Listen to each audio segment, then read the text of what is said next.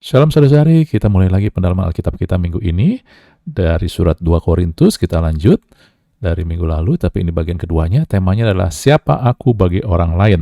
Saudara-saudari, kalau kita melihat bahwa surat 2 Korintus ini ada suatu pesan tersembunyi. Apa pesan tersembunyi itu?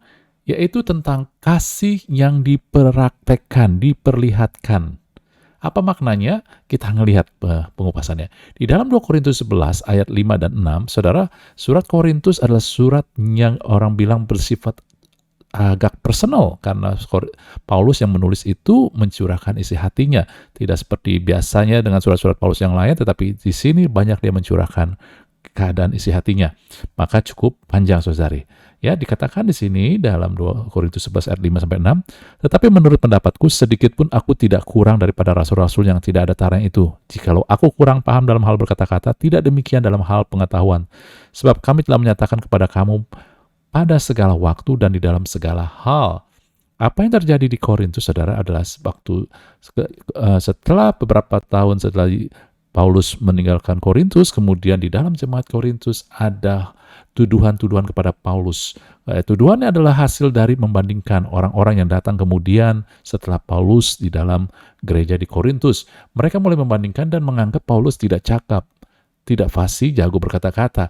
Bahkan di dalam 2 Korintus 11 ayat 16 dikatakan, Paulus mengatakan, jangan hendaknya ada orang yang menganggap aku bodoh.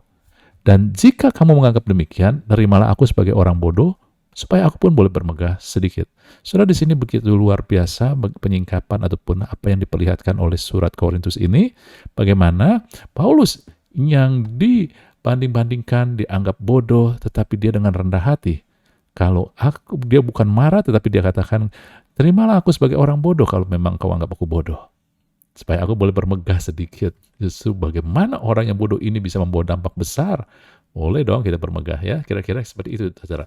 Dan di dalam 2 Korintus 12 ayat 15 sampai 17, Paulus katakan, karena itu aku suka mengorbankan milikku, bahkan mengorbankan diriku bagi kamu. Jika aku sangat mengasihi kamu, masakan aku kurang dikasihi? Baiklah, aku sendiri tidak merupakan suatu beban bagi kamu, tapi kamu katakan, dalam kelicikanku aku telah menjerat kamu dengan tipu daya. Saudara, saya lihat ini nih, ya. Bagaimana Paulus yang telah berkorban untuk jemaat di Korintus, dan dia yang dipakai Tuhan untuk membangun jemaat di Korintus. Tetapi mereka bilang Paulus itu licik, penuh tipu daya, mau ngambil untung. Ini sangat mengherankan Paulus, bahwa dialah telah banyak mengorbankan, saudara.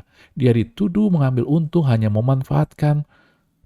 Saudara, gereja ini gereja yang didirikan Tuhan melalui Paulus, tetapi mereka menuduh Paulus hal kayak begini.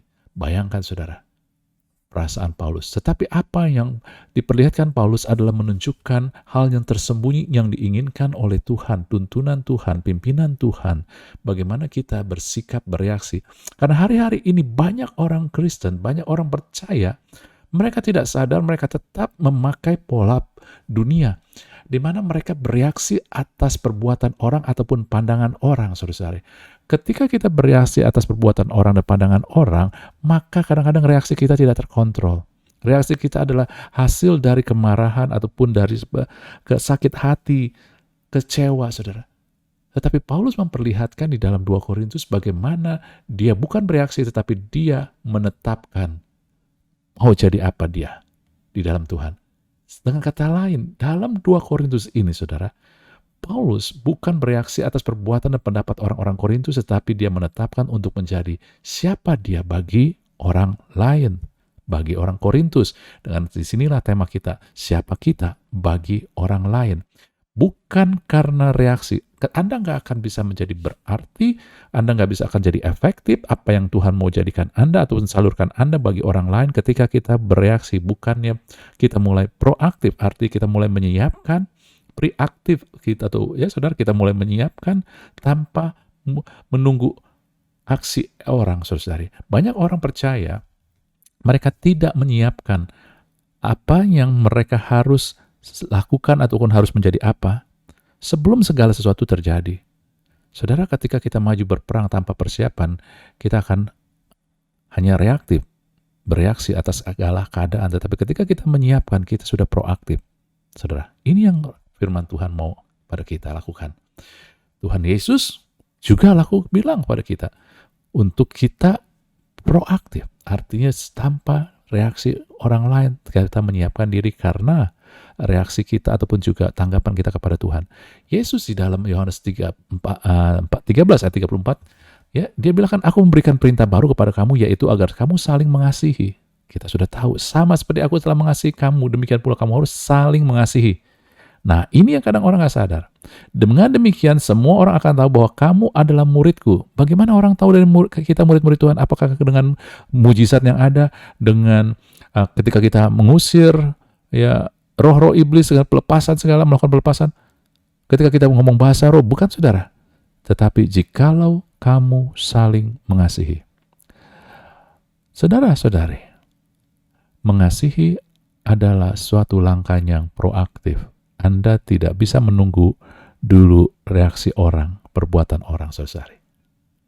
Dan mengasihi adalah suatu hubungan dengan orang lain. Sehingga siapa kita bagi orang lain, ini adalah yang Tuhan mau. Bagaimana proaktif kita menetapkan kita mau jadi apa bagi orang lain. Dan Tuhan menginginkan Anda memilih dalam kasih untuk menjadi siapa Anda bagi orang lain dalam kasih. Maknanya adalah Anda memilih, saudara, menjadi seorang yang membuktikan ataupun menyatakan kasih, mempraktikkan kasih bagi orang lain. Karena keadaan inilah yang akan mengubahkan keadaan di kita, sekeliling kita, dan mengalirkan kuasa Tuhan.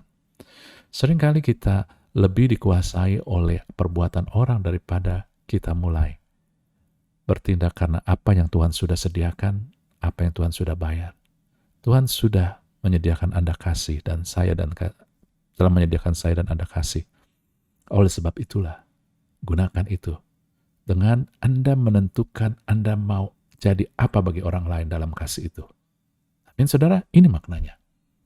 Dan mungkin tanggapan kita, bagaimana prakteknya, Pak? Bagaimana saya bisa lakukan hal-hal seperti ini, saudara-saudari? Nah, Paulus kasih unjuk dalam 2 Korintus. Yang dia lakukan adalah dia menghargai orang bukan berdasarkan apa yang mereka lakukan, bukan apa yang mereka mampu lakukan, tetapi berdasarkan nilai orang tersebut di dalam Kristus.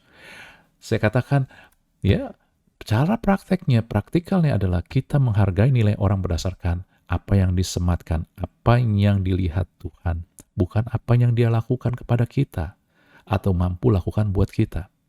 Saudara, ini sepertinya simple, tetapi ini sangat dalam dan tidak mudah. Ini perlu kita latih dan kita perlu ada di orang-orang yang punya nilai-nilai yang sama. Saudara, dengan inilah dunia akan tahu bahwa kita murid-murid Kristus, kita saling mengasihi. Saling mengasihi dimulai dengan Anda mulai melihat value orang berdasarkan apa yang Tuhan telah bayar, telah sematkan. Di dalam 2 Korintus 3, ayat 2 dan 3, walaupun orang Korintus melukai hati Paulus, walaupun orang Korintus melakukan hal yang juga sangat tidak layak, tidak pantas, dan justru merongrong Paulus, tetapi Paulus katakan, kamu adalah surat Kristus. Paulus di sini, saudara, melihat siapa orang Korintus berdasarkan nilai yang Tuhan taruh. Minggu lalu kita sudah melihat bahwa kita adalah surat terbuka dari Tuhan. Paulus pun melihat sama, walaupun orang Korintus yang disebut surat terbuka dari Tuhan ini, surat terbuka, surat Kristus ini, perbuatan mereka terhadap Paulus begitu menyakitkan, tetapi Paulus tidak melakukan mereka seperti itu. Dia menghargai. Amin, saudara. Ini yang dikatakan tadi. Kemudian, saudara, apalagi yang kita bisa lakukan? Bagaimana apa yang diperlihatkan dalam 2 Korintus tentang mempraktekkan kasih, saudara. Nah, dalam 2 Korintus diperlihatkan bagaimana kita harus menyiapkan hati untuk tidak dipermainkan perasaan. Coba Anda bayangkan dalam 2 Korintus 6 ayat 4-8. Ini cukup panjang, tetapi saya akan ambil ringkasnya aja. Saudara, bayangkan perasaan Paulus ketika menulis surat ini. Ketika bukan hanya menulis, ketika dia mengalami keadaan ini. Dia menahan dengan penuh kesabaran, penderitaan, kesesakan, kesukaran. menanggung derah dalam penjara dan kerusuhan, berjerih payah, berjaga-jaga, berpuasa. Saudara, ketika dia dalam penjara, dia menanggung derah, kesukaran, kesesakan, bukan karena kesalahan dia, tetapi karena niat hati ataupun juga kebobrokan ataupun juga saudara iri hati dari orang-orang, kejahatan, saudara, kejatuhan daripada orang-orang di sekitar dia, saudari. Dia dikhianatin. Coba Anda bayangkan perasaan dia. Lalu kemudian Anda ngelihat di sini, saudari. Dia murni, dia berusaha untuk sabar, dia murah hati. Dia nggak munafik, saudara. Tetapi dia tidak dihormatin. Ya. Sedang ngelihat ketika dihina, dia dihina, diumpat, dianggap sebagai penipu. Coba Anda bayangkan betapa harga diri dia dihancurkan, betapa ego dia, saudara, diinjak-injak, betapa perasaan dia ditercabik-cabik. Siapa yang melakukan tindakan ini? Kadang orang-orang yang dekat yang pernah dilayani oleh Paulus. Tetapi Paulus, melalui Paulus Tuhan mau kasih contoh, mau kasih mengatakan pada kita, saat kita menghadapi tekanan, keadaan yang sulit, jangan kedepankan perasaan. Bukannya Anda nggak pakai perasaan senantiasa. Ketika Anda bahagia, silakan nikmati. Tetapi ketika Anda menghadapi tekanan, ketika harga diri Anda hancur, ketika ego Anda juga diinjak-injak, perasaan Anda tercabik-cabik, saudara. Jangan kedepankan perasaan. Jangan biarkan perasaan memimpin Anda. Harus apa? Kasih yang dinyatakan, kasih yang dipraktekkan. Dan kalau Anda tahu, kita sudah belajar 1 Korintus 13 sebelumnya, 2 minggu lalu, saudara, bahwa kasih itu adalah kata kerja. Kasih agape kata kerja. Itu artinya, kalau kata kerja, pilihan Anda mau melakukan atau tidak, bukannya tentang emosional Anda. Amin, saudara-saudari. Saudara ngelihat, kemudian Paulus lanjutkan di ayat 9 dan 10. Tadi 4-8. Sebagai orang tidak dikenal namun terkenal. Sebagai orang nyaris mati namun kami hidup. Sebagai orang yang dihajar namun tidak mati. Dan sebagai orang berduka cita namun senantiasa bersuka cita. Saya cukup di sini, saudara. Anda ngelihat di sini. Maknanya apa? Nggak dikenal namun dikenal. Ini Anda ngelihat. Secara kasat mata, secara dunia dia nggak dikenal. Tetapi surga mengenal dia. Secara fisik, secara dunia, dia nyaris mati berkali-kali, tetapi secara iman surgawi, apa yang Tuhan anugerahkan, dia penuh dengan kehidupan, dia penuh perlindungan Tuhan, hidup dari Tuhan. Secara fisik, secara kelihatan, dunia dia penuh dengan kemalangan, orang bilang berduka cita, tetapi secara roh, secara yang gak kelihatan, dia penuh dengan sukacita, dia dialirkan sukacita surga. Dengan kata lain, ketika Anda menghadapi tekanan, jangan dikedepankan perasaan, namun gunakan mata iman melihat apa yang diberikan, disalurkan Tuhan. Di dalam kasat mata Anda mungkin gak ngelihat, tetapi dengan mata iman Anda melihat apa yang disalurkan oleh Tuhan itu, saudara. Kemudian dilanjutkan tadi, ya, Paulus katakan, sebagai orang miskin namun memperkaya orang banyak, sebagai tak bermilik namun hal kami memiliki segala sesuatu. Dengan Anda ngelihat, dengan iman tadi dia ngelihat apa yang disalurkan, apa yang Tuhan berikan. Lalu kemudian saudara, dia katakan miskin namun berbanyak-banyak orang. Ini berbicara dia menyalurkan apa yang diberikan Tuhan, saudara-saudari. Saudara-saudari, ketika perasaan Anda hancur, terluka, kecenderungan dunia adalah kita bersembunyi, kita malas ketemu orang. Tapi iman kita harus memimpin kita. Bahwa apa yang disalurkan, apa yang diberikan Tuhan jauh lebih nyata. Dan apa yang diberikan Tuhan itu harus kita salurkan. Saudara, saya menemukan ketika saya banyak tekanan masalah, saudara, kadang hancur hati, kadang gak semangat. Secara perasaan gak semangat, tetapi ketika saya mulai melihat bahwa Tuhan memberikan kesempatan saya untuk mulai melayani orang, ternyata saya mulai mendapat kekuatan ketika saya enggak menyendiri, tapi saya mulai bukan dengan kekuatan sendiri menyalurkan apa yang Tuhan salurkan. Saya bisa menyalurkan pada orang lain, ternyata segala yang disalurkan memberkati saya juga. Akhirnya saya dibangun kembali. Saudara, ini sedikit dari pengalaman yang dibagikan, karena kadang-kadang orang gak mengerti maknanya apa. Tetapi inilah, saudara, jangan biarkan perasaan Anda mengontrol Anda sehingga akhirnya Anda termasuk ke dalam, Anda seorang diri, Anda marah, sehingga Anda gak melihat apa yang Tuhan sudah berikan. Dan kalau nggak lihat apa yang Tuhan sudah berikan, Anda nggak bisa salurkan. Kalau Anda tahu Tuhan sudah berikan, maka ketika Anda semakin menyalurkan, semakin Anda akan mengalami manfaatnya. Jangan Anda terisolasi. Amin. Ya. Kemudian yang ketiga, bagaimana saya bisa mempraktekkan atau kasih ini, saudari? Paulus mengatakan bahwa kasih ini, ataupun surat 2 Korintus katakan, ini yang luar biasa, bahwa kasih ini praktekkan butuh pengorbanan. Artinya, bukan saya mau dikatakan adalah, pengorbanan adalah suatu kebutuhan Anda dan saya. Mungkin Anda kaget.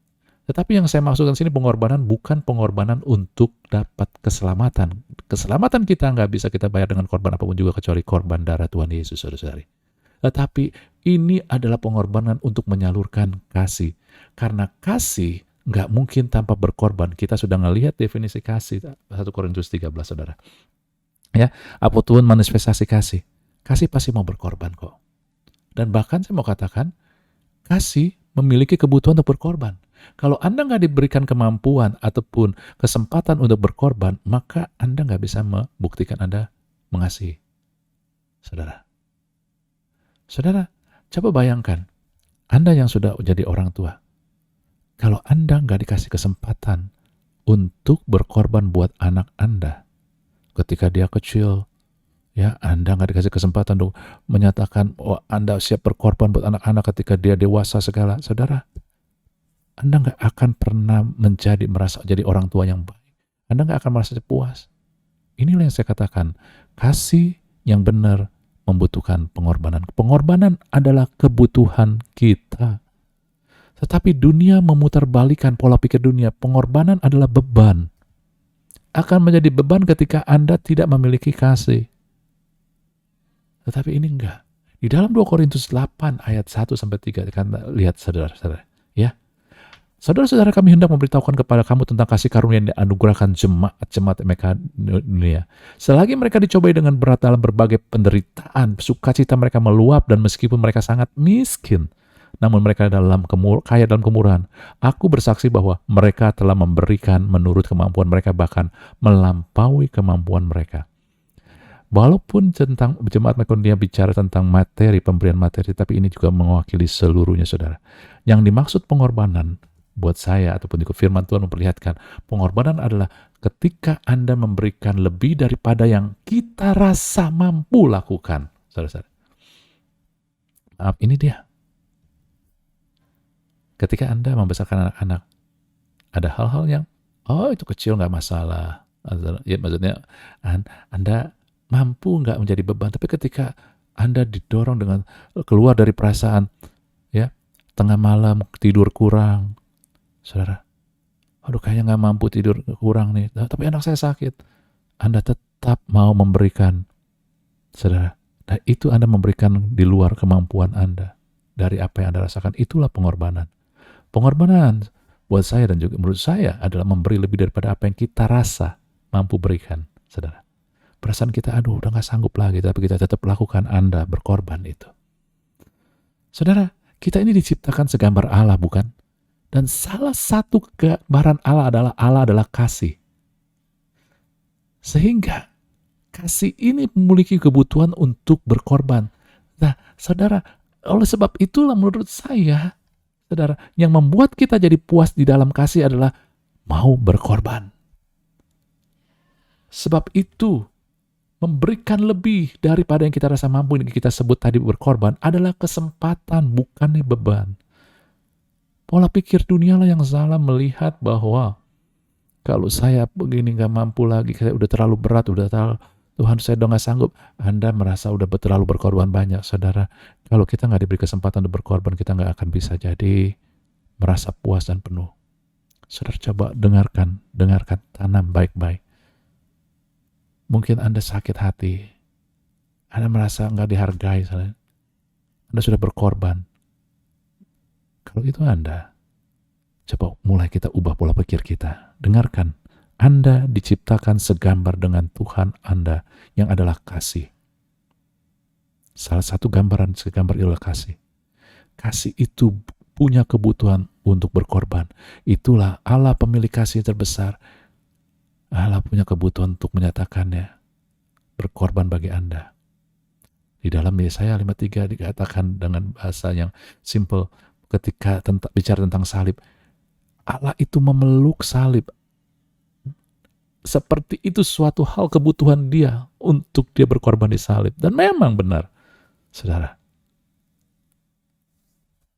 Saudara, selama kita diberi kesempatan untuk berkorban, selama kita dikasih waktu berkorban, baik perasaan, materi, waktu, tenaga, pikiran, buat siapa? Orang yang dekat sama kita dulu, saudara. Nggak usah ngomong yang jauh-jauh. Pasangan hidup kita.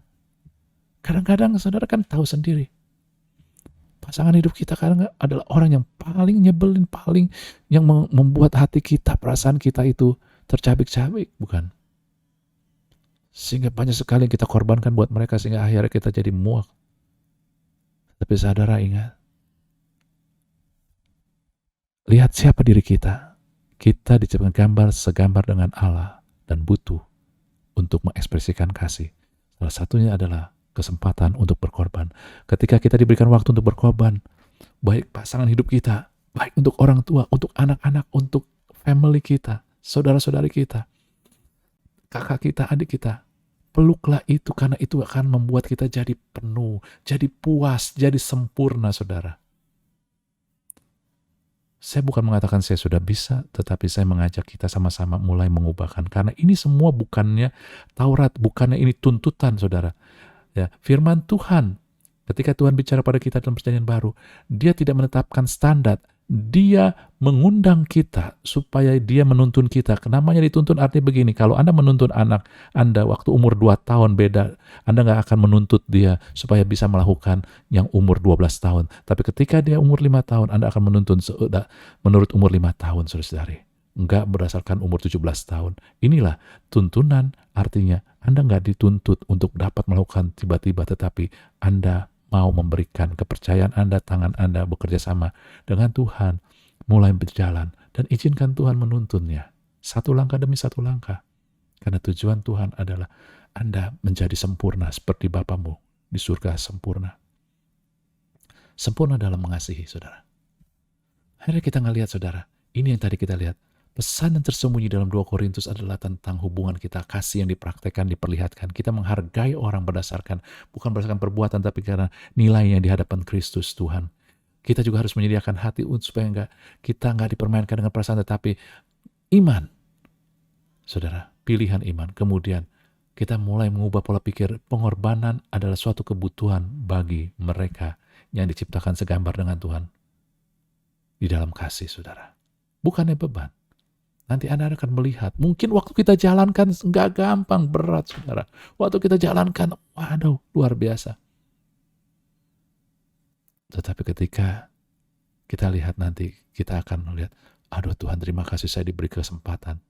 Ini saya alami, maaf saya harus singgung supaya Anda bisa dapat jelas, bukan untuk menonjolkan, tapi ini suatu pengalaman supaya Anda jelas. Pada suatu masalah hidup saya harus menjaga, mengurus orang tua saya, dan itu nggak gampang, saudara-saudara. Dan itu bukan sebentaran, bertahun-tahun. Saat itu saya melakukannya, dan saya merasa saya nggak sanggup. Karena itu mengorbankan saya dan keluarga saya. Benar-benar, saudara, nggak sanggup. Saya nggak mau cerita banyak apa yang terjadi, saudara, tetapi benar-benar ketika jalankan, bertahun-tahun. Bukan sebentaran. Itu saya udah menjadi nggak sanggup. Tetapi sekarang akhirnya saya bisa melihat, Tuhan, saya bersyukur diberi kesempatan untuk bisa berkorban, memberikan lebih daripada kemampuan saya. Dan sekarang saya bersyukur, saya puas diberikan kesempatan. Saudara, semoga Anda bisa mengerti. Mungkin Anda yang mendengar ini pun, saya percaya akan tersentuh. Curahkan isi hati Anda kepada Tuhan, saudara. Amin. Jadi dari minggu lalu, Anda ngelihat, minggu lalu kita ngelihat, inilah bahwa Kristus Yesus ada di dalam diri kamu, supaya kamu tahan uji. Benar, saudara? Ini pun juga sama. Bukti bahwa Kristus ada dalam diri kita adalah minggu lalu kita ngelihat, saudara, ini dia. Bahwa kita dihidupkan oleh kebenaran, firman Tuhan, kita sedang dibangun, kita adalah surat terbuka. Tetapi minggu ini kita belajar, Kristus Yesus ada di dalam diri kita juga. adalah supaya kita bisa mempraktekkan kasih, saudara. Kita bisa memberikan diri kita dihidupkan oleh kasih dan dialirkan oleh kasih. Tujuannya apa? Tujuannya Anda pada akhirnya dan saya mengubah keadaan dan melihat kuasa Tuhan. Inilah yang Tuhan mau buat kita. Renungkan baik-baik, saudara. Mungkin gak mudah, tetapi ingat, ini bukan sesuatu menjadi beban, tetapi berikan dirimu untuk dituntun oleh Allah. Berikan dirimu dikuasai oleh kasih, bukan perasaan. Amin. Kiranya memberkati kehidupan kita dan mendorong kita untuk melakukan apa yang Tuhan mau. Haleluya. Amin.